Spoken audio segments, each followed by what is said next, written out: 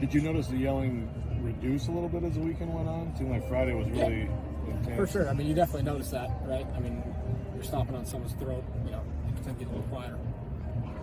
I don't think anybody, including our fan base, are afraid to be the villains. So I think that that's what makes this play special, is that starting with our coaching staff and our players, we enjoy getting in a fight, and we enjoy the close games, and we enjoy the competition.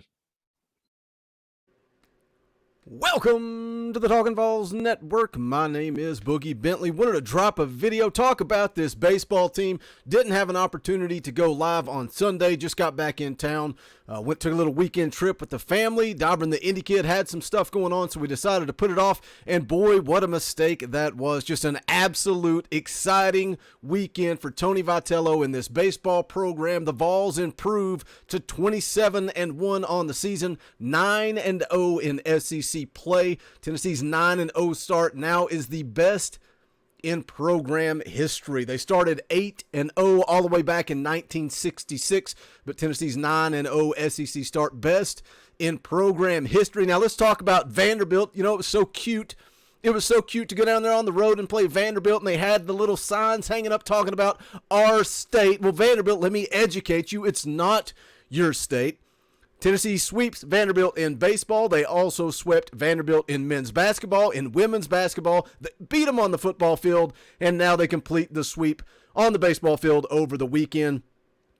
This team is on absolute fire, but all anybody wants to talk about, all the national media wants to talk about, is the bats. Jordan Beck called out after hitting a home run on Friday night that apparently was not approved. Complete confusion on the broadcast. We don't know what's going on, but come to find out, he had a sticker on the bat that said it was approved, but it was from Wednesday night's game against Western Carolina. So my question for all the people out there screaming about the bats, clearly Tennessee's cheating to be this good in baseball. Why would the bat be approved on Wednesday, but not approved on Friday? Jordan Beck claims the bat, the sticker fell off in the batting cage, says it happens all the time. We're going to get some clarification on that in just a second, but I want to play this interview from Tony Vitello, and it goes back to the beginning. Drew Gilbert talking about stepping on people's throats. Evan Russell talking about being the villains. It is time we embrace it. I think we are all starting to embrace it. It's time to be the villains of the SEC.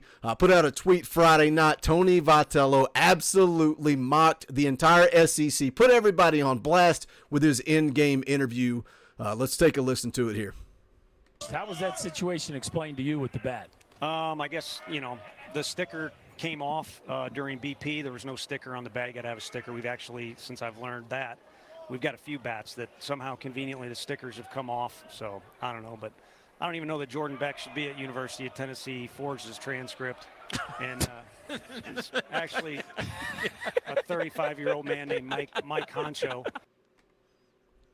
35-year-old man named Mike Honcho. You can now get your Mike Honcho t-shirt jersey at VAWLShop.com, but go check that out. But I love it. Embrace it. Be the villains. Everybody wants to talk about the bat. Let's be the villains. Let's just give it to them. Let's mock them. Let's talk about Mike Honcho. But when you look at the rest of the weekend and what this Tennessee baseball team did, I know everybody's talking about the bats. Everybody's talking about the home runs. And the numbers, guys, they're impressive. They are impressive numbers. But when you look at the weekend, after that home run gets taken off the board, Tennessee only hit 3 home runs the rest of the series. You had a 2-run home run by Luke Lipsius. Trey Lipscomb had a home run on Saturday, and then Drew Gilbert hit a home run on Sunday. So, while this team is dominating, they are hitting the ball, they're hitting rockets, the bats are rolling, this team is winning with pitching. It's all about pitching for me. But and again, don't get it twisted. They're hot across the board. But if Vanderbilt wants to complain about something, I would figure out what these Tennessee pitchers are doing, because Vanderbilt only managed to score 4 runs the entire weekend. You probably need to look yourself in the mirror and figure out what's wrong on your side of the plate when you're at bat versus what Tennessee is doing with their bats. Again, absolute dominance on the mound. 4 runs scored the entire weekend. But I want to get some clarification on these bats, because I see a lot of Vandy fans out there on Twitter talking about what has or has not happened, and that the Jordan Beck bat has been confiscated and that the NCAA has it. Well, let's go ahead and look at the Twitter feed of John Wilkerson. He works for Sports Radio WNML, also a part of the VAWLS network. Here's some clarification on what went down with the bats. All the UT's bats on the trip were tested and passed Thursday with 1 UT rep on hand and 2 from Vanderbilt. Only 1 bat failed, which happened to be a Vanderbilt bat. Do we want to talk about that? Why did the Vanderbilt bat fail? But maybe we should put out articles and headlines and talk about Vanderbilt's bats, but maybe we're not doing that because your bats were irrelevant over the weekend. Again, 4 runs over the 3-game series. Maybe that's why we're not talking about your failed bat. Goes on to say Beck used his bat in batting practice on Thursday and Friday ahead of game 1. Beck said his sticker fell off in the cage. After his home run was disallowed, Beck's bat was removed. So what happened from there? Let's get some further clarification here. Says the bat was removed and kept by the umpires in the dressing room. UT checked all stickers again, and another was missing, so that bat was not used on Friday. Retested Saturday and issued a new sticker and was used in games 2 and 3. If further testing was done on Beck's bat, would have had to be removed from the umpire's dressing room and would have been taken place without any reps from UT present. Beck's bat was returned to Tennessee after yesterday's game. So there's your clarification. Talk about the bats all you want to talk about them. It's nothing more than a sticker, and Corbin at Vanderbilt knew exactly what he was doing. It's something that happens regularly. Stickers fall off in batting practice. It's not the first time this has happened, but Corbin is going to do what Corbin does, so it is what it is. But there's your clarification on the bat. But again, I want to get back and talk about the pitching, because the pitching is what is making this team dominant. Yes, the bats are hot, but again, Vanderbilt scores 4 runs over the weekend. On Friday, Chase Burns gives you 5 1/3, gives up 2 earned runs, strikes out 7, and then the bullpen just comes in and takes care of business on Friday. You had Will Mabry come in, give you 1 2/3. Kirby Cannell comes in for a third. Cam Sewell shuts it down with 1 2/3 for the evening. And then you move into Saturday and Sunday, just an absolute pitching clinic by Chase Dolander and by Drew Beam yesterday. And it only excites you, because what are you going to do with Drew Beam and with Tidwell coming back? What are you going to do with this rotation?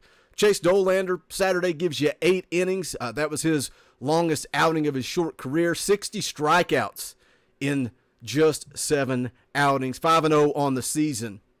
And then you move in again to Sunday. Drew Beam, complete game shutout, only gives up 2 hits, strikes out 4. That's what I love about Beam, man. He is efficient. He's not the sexy guy like Dolander or Burns, but he's efficient. He throws strikes. He gets outs. He lets his defense play behind him. But it is going to be interesting as we look ahead what Tony Vitello is going to do with this pitching rotation. Where do you put Tidwell? Will he throw him on Tuesday? I would like to see Tidwell get some more action as the starter in a midweek game. You got Lipscomb on Tuesday, and then this weekend you've got Missouri coming to Knoxville. We will be live on Sunday. The game's at 1 p.m. We'll be live immediately following the game with a post-game stream wrapping up that series. But again, just wanted to make a quick little video, talk about those bats, talk about Tennessee's pitching, just absolute domination of Vanderbilt this weekend. Again, 27-1 on the season, 9-0 in SEC play. It's funny, the last few weeks, going all the way back to the loss against Texas on Friday, March the 4th. Myself and the Indy Kid were doing post-game shows, and we kept saying, that's going to be the weekend that Tennessee really gets tested. They get through that weekend going 2-1 with the loss to Texas, and then it was looking way ahead. How do they look once they get into SEC play against South Carolina? Get out the brooms. How do they look on the road against a hostile Ole Miss crowd? Sweep, get out the brooms. Okay, the next test, Vanderbilt, on the road, going on the road to play Vanderbilt. How does Tennessee fare against one of the top teams in the SEC? Will they get the sweep? First time Tennessee has swept Vanderbilt on the baseball field since 2009. But when you look ahead at the schedule, you've got Missouri coming to Knoxville, Alabama coming to Knoxville. Then you're going to go on the road and play Florida. I like Tennessee's odds to win every series the rest of the way. They're through the meat of the schedule. The hardest part of the schedule is in the past. Did they peak too early? That's the big question. Or can they stay hot and make a run to the College World Series. You guys know what to do. Make sure you smash that like button down below. Leave me a comment. Let me know your thoughts on the rest of the way. Also, don't forget to join me tomorrow night, Tuesday night, 6:30 p.m. for the NCAA 2013 stream. Always have a good time when you guys show up for that. But then also going to be dropping videos your way coming the next couple of days. So make sure you check that out. If you're new to the Talkin' Vols Network, make sure you subscribe. Click that bell for notifications. That's going to do it for this one. This is the Talkin' Vols Network. My name is Boogie Bentley. Go Big Orange.